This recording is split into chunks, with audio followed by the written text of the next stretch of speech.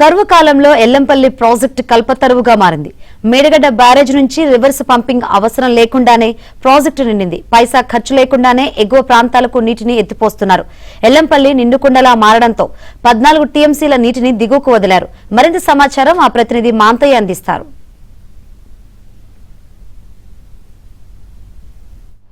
Yellampalli project జలకళను సంతరించుకుంది. కరువు మేఘాలు కమ్ముకున్న నేపథ్యంలో ఒక్కసారిగా కురిసిన వర్షాలతో ప్రాజెక్టు నిండుకుండలా మారింది. ప్రస్తుతం మనం ఎల్లంపల్లి వద్ద ఉన్నాం. గడిచిన 24 గంటల్లో ఎల్లంపల్లి ప్రాజెక్టు పూర్తి సామర్థ్యం చేరుకోవడంతో పాటు వచ్చిన వరదను వచ్చినట్టే దిగువకు వదాల్సిన పరిస్థితి కనిపిస్తోంది. మనం చూస్తున్నావచ్చు ఎల్లంపల్లి ప్రాజెక్టుకు సంబంధించి దిగువ నుంచి ఎత్తిపోయకుండా కూడా ఈసారి ఎగువ నుంచి వచ్చిన వరదతోటే పూర్తి స్థాయిలో ప్రాజెక్టు నీటి మట్టానికి చేరుకుంది. ఒక దశలో 4 లక్షల క్యూసెక్ల పైగా నీటిని 30 గేట్లను ఎత్తేసి దిగువ వదిలిన పరిస్థితి నిన్నంతా కూడా. ఈ రోజు సంబంధించి ప్రాజెక్టు ఇన్ఫ్లో కొంచెం తగ్గినా కూడా ఉత్తర తెలంగాణకు ప్రధాన ఆయుపట్టు లాంటి ఎల్లంపల్లి ప్రాజెక్టు జలకళను సంతరించుకున్న నేపథ్యంలో అటు రైతులు ప్రజల్లో కూడా హర్షం వ్యక్తమవుతుంది. తాగునీటి సమస్యకు పెద్దగా ఇబ్బంది ఉండకపోదని చెప్పి కూడా ఒక అభిప్రాయం వ్యక్తమవుతుంది.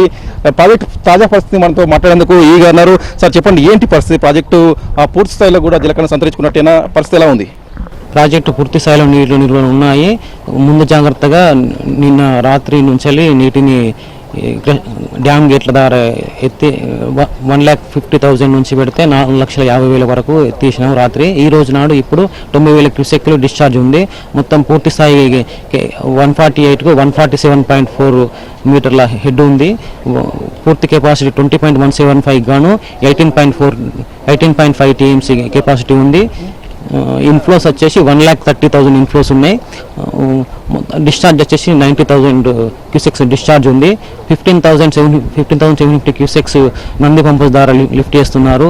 ఎల్లంపల్లికి సంబంధించి మొదటి నుంచి కూడా గత కొద్ది రోజులుగా కూడా ఎల్లంపల్లి బ్యారేజ్కు కరువు పరిస్థితులు ఎల్లిన ప్రభావంతో ఖచ్చితంగా కూడా దిగువ ఏదైతే మేడిగడ్డ నుంచి ఎల్లంపల్లిలోకి వాటర్ను ఎత్తిపోయాలన్న డిమాండ్లు వచ్చాయి. ప్రధాన ప్రతిపక్షాలన్నీ కూడా ఆందోళన నిర్వహించాయి.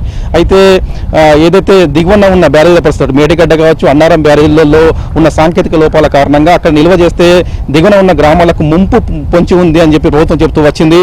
అటు ప్రతిపక్షాలు ఇటు అధికార పక్షం వద్ద ఈ ఎత్తిపోతల విషయంలో దాదాపు నెల రోజుల నుంచి ఒక రగడ కొనసాగింది.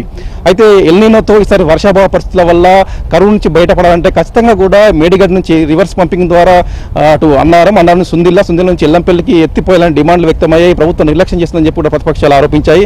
అయితే ఎగువ నుంచి తాజా వర్షాలతో ఎగువన ఉన్న కడెం ప్రాజెక్టు పూర్తిగా ఎండుకోవడం, అక్కడి నుంచి వరదంతా కూడా ఎల్లంపల్లికి రావడంతో దాదాపు 24 టీఎంసీల మేర నీరు ఎల్లంపల్లికి చేరినట్టు అధికారులు చెప్తా ఉన్నారు. దాదాపుగా ఎల్లంపల్లి పూర్తిస్థాయి సామర్థ్యం 20.15 టీఎంసీలు కాగా ప్రస్తుతం 19 టీఎంసీల మేర నీటిని ఉంచి మిగతా నీటిని వచ్చినట్టే దిగువ వదులుతా ఉన్నారు. దిగువన ఉన్న సుందిల్లా అన్నారం మేడిగడ్డ మీదుగా గోదావరి ఉరకలు పెడతా ఉంది. మొత్తానికి కూడా అందరి అంచనాలను పటాపంచలు చేస్తూ ఒక్కసారిగా కూడా కురిసిన వర్షాలతో ఉత్తర తెలంగాణ కరువు తిరిందని చెప్పి మనం చెప్పవచ్చు. ఇదక్కడి పరిస్థితి. శ్రీనివాసరావు, మాంతయ్య, ఎల్లంపల్లి ప్రాజెక్టు నుంచి.